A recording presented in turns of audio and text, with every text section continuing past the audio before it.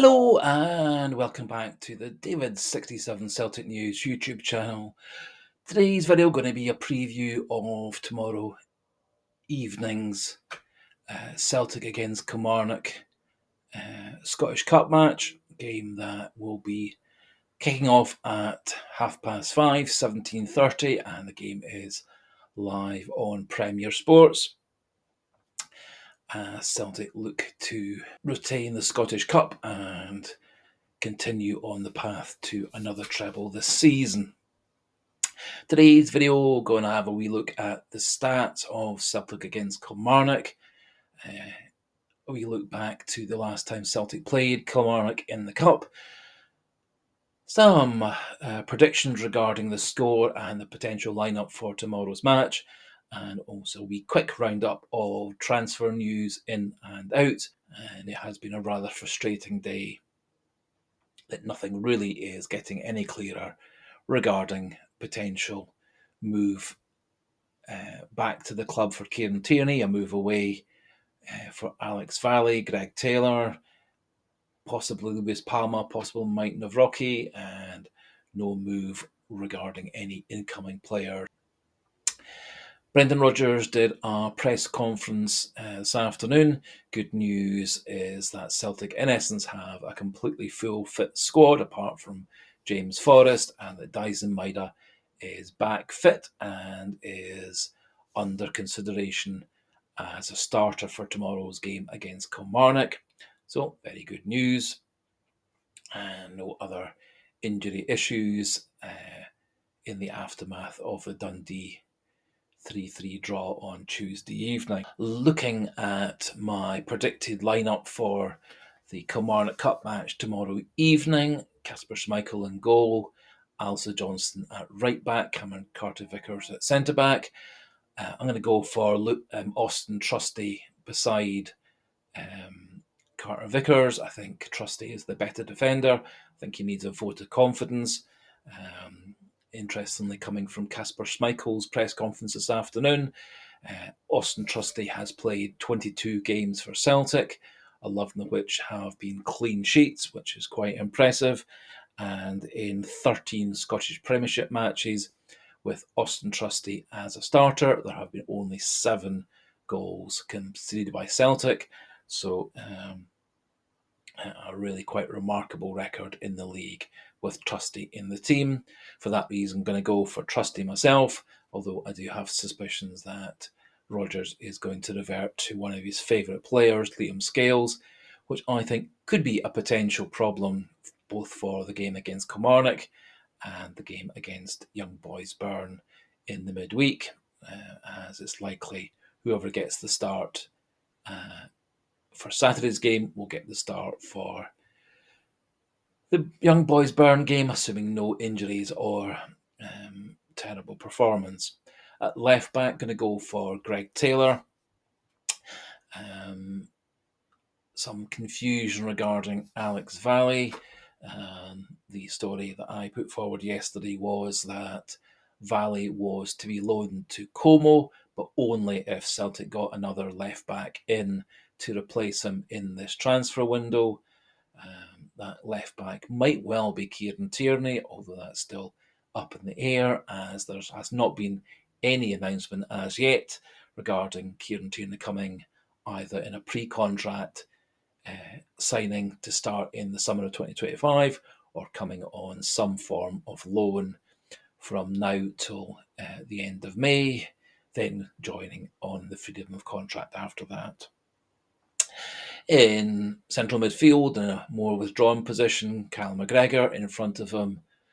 Going to go for Luke McCowan on one side and Arnie Engels on the other. The player I think that Rodgers may consider instead of McCowan is Rio Hatate.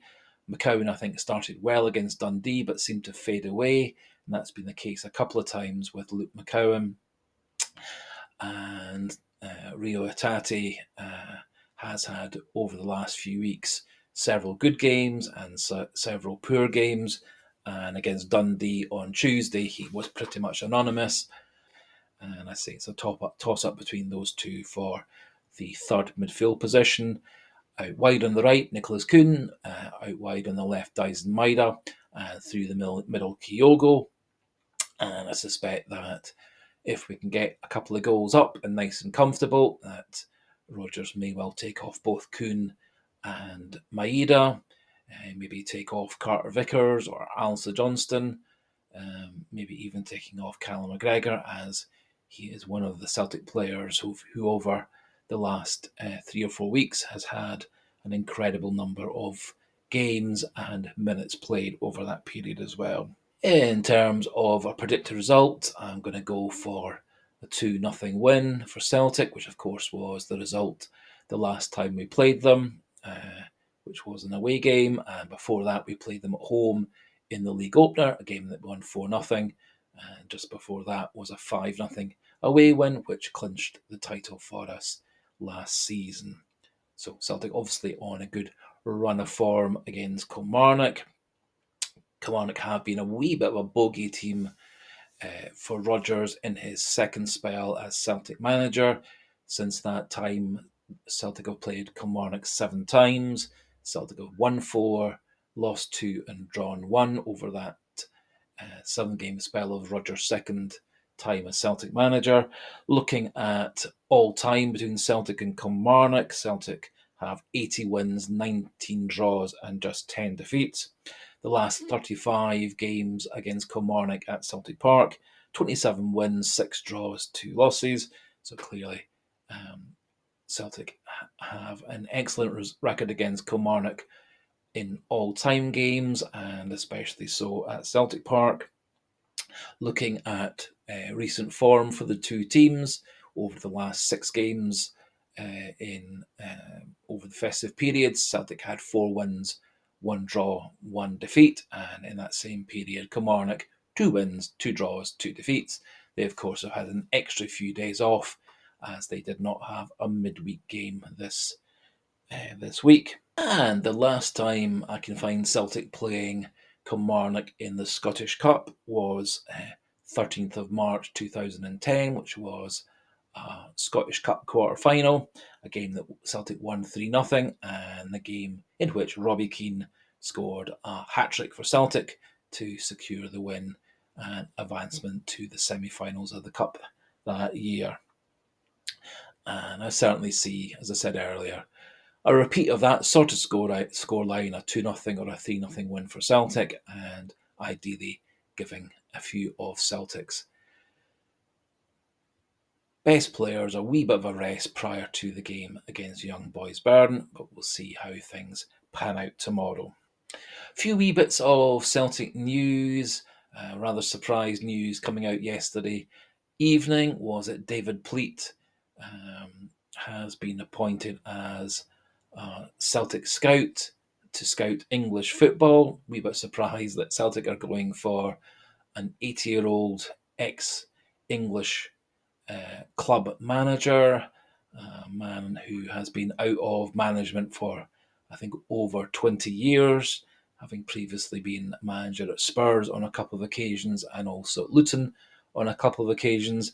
He has had a pretty good career since leaving management as a pundit for television and radio and in the newspapers, and had been doing some form of scouting for Spurs, but he has now been attracted to leave Spurs as a scout for them for a more formal arrangement as a Celtic scout for English football.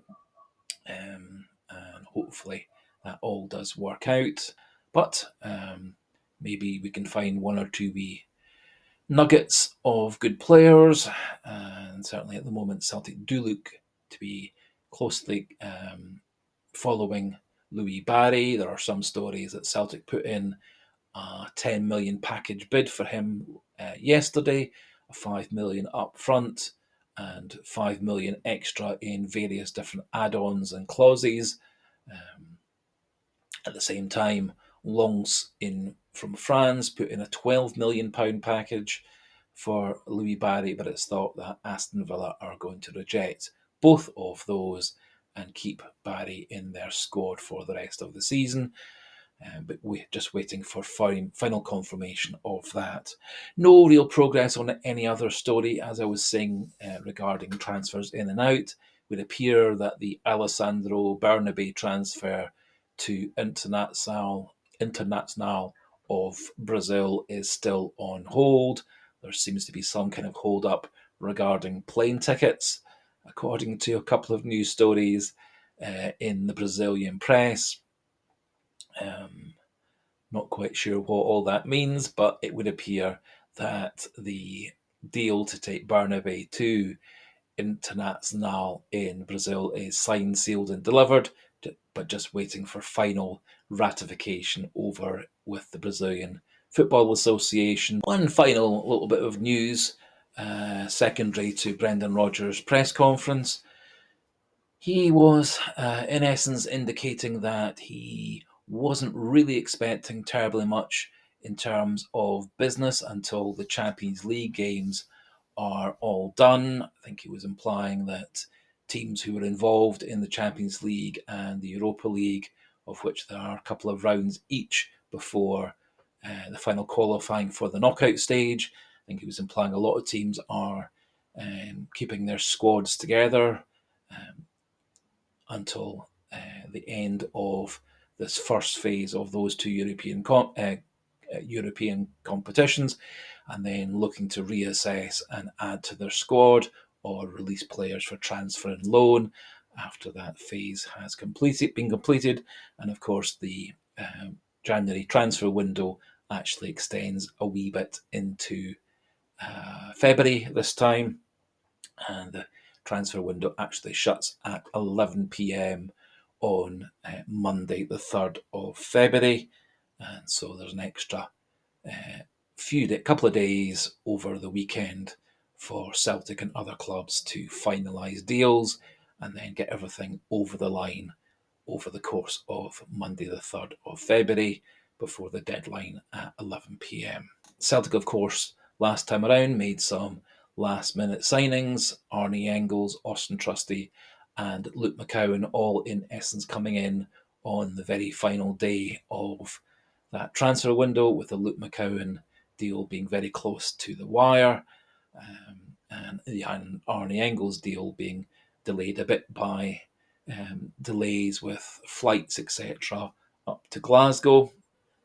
So that just about finishes things off for today's video. We'll be doing some form of post-match review of the Celtic Kilmarnock Cup match, either later on Saturday evening or more likely early on Sunday morning.